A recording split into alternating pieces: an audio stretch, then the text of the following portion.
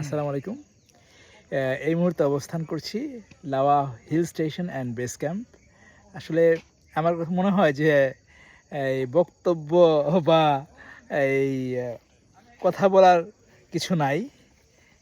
আপনারা ভিউ বা ব্যাকগ্রাউন্ড দেখে কিছুটা হলেও আন্দাজ করতে পারছেন যে how beautiful it is. And আসলে এখানে আসার সিদ্ধান্তটা মানে চমৎকার ছিল এক কথায় বলতে গেলে। কারণ এই যে এই পূজার 4 দিন ছুটিতে কি করব, কোথায় যাব, এরকম একটা সিদ্ধান্তহীনতার মধ্যে ছিলাম। তো কোনো দিকেই কোনো কিছু হচ্ছিল না। গাড়ি শেষ মুহূর্তে গাড়িও পাচ্ছিলাম না, all seat fill up. AC গাড়ি তো নাই, নন এসি গাড়িও নাই, কি একটা বিসি সিচুয়েশনের মধ্যে ছিলাম। এরই মধ্যে দিয়ে আল্লাহ কেমনি যেন একটা মিলাই দিল, সুন্দর একটা গ্রুপ ট্যুরের সাথে আমরা চলে আসলাম।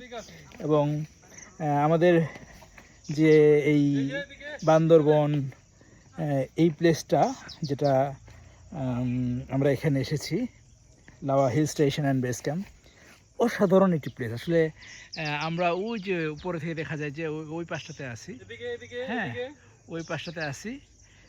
সো এটা একটু ভিন্ন ধর্মী, আপনি আসলে নেচারের সাথে আপনি মিশে যাবেন, মানে অন্যরকম একটা ভালো লাগা কাজ করবে। আপনি যদি মনে করেন যে আসলে আর কিছুই নাই, মনে করেন আসলে যদি মনে করেন যে আর কোনো স্পট নাই, আর কোনো অ্যাক্টিভিটি করার কিছু নাই, বা এরকমও যদি হয়, তাহলেও আপনি বিরক্ত লাগবে না।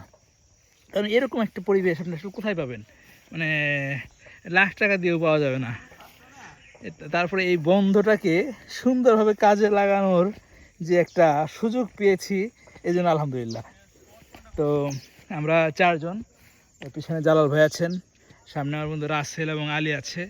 হ্যাঁ, আমরা 4 জন এসেছি ওই জায়গায় জায়গায় বসার জন্য বা বিশ্রাম নেওয়ার জন্য জায়গা।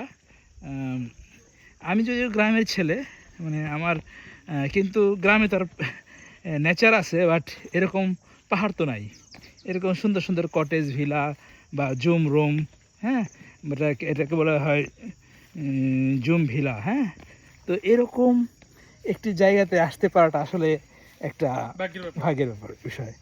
তো তার মানে রাইট টাইমে রাইট ক্লিক, আসলে আমরা তো ট্যুরে বের হই, তো রাইট টাইমে রাইট ক্লিক করতে পারাটা। এখানে দেখেন যে সুন্দর সুন্দর কটেজ রয়েছে এবং এয়ার কন্ডিশন করা। সো যারা একটু আরও বেশি আরাম প্রিয়, হ্যাঁ যারা সুন্দর পরিবেশটা এনজয় করতে চান বা কিছুদিন থাকতে চান, মনে করেন আপনার হাতে 7 দিন 10 দিন সময় আছে, এরকম তো হতেও পারে, হ্যাঁ তাহলে আমার মনে হয় this place is awesome for everyone. Background দেখলেই তো আসলে এই যে এক মোড়ে বসে আছেন, ব্যাকগ্রাউন্ডটাই অসাধারণ। তো আমরা আস্তে আস্তে অনেক সবাই ছবি তোলা নিয়ে ব্যস্ত। রাসেল তো অনেক সুন্দর সুন্দর পোজ দিয়ে ছবি তুলতেছে। আলী কোনটা রেখে কোনটা পরবে জামা হিসাব নেই। তো এটা একটা অসাধারণ ব্যাপার, কারণ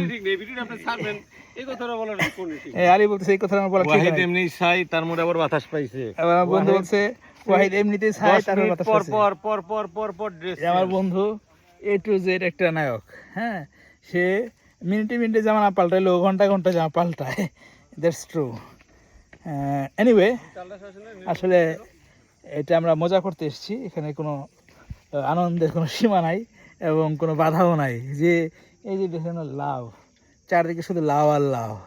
কে কাকে ভালোবাসতে চান, নেচারকে না মানুষকে না ফ্রেন্ডকে, সব ধরনের অপরচুনিটি এখানে আছে। হ্যাঁ, so enjoy yourself and have fun, have enjoy and explore the world. আল্লাহ হাফেজ।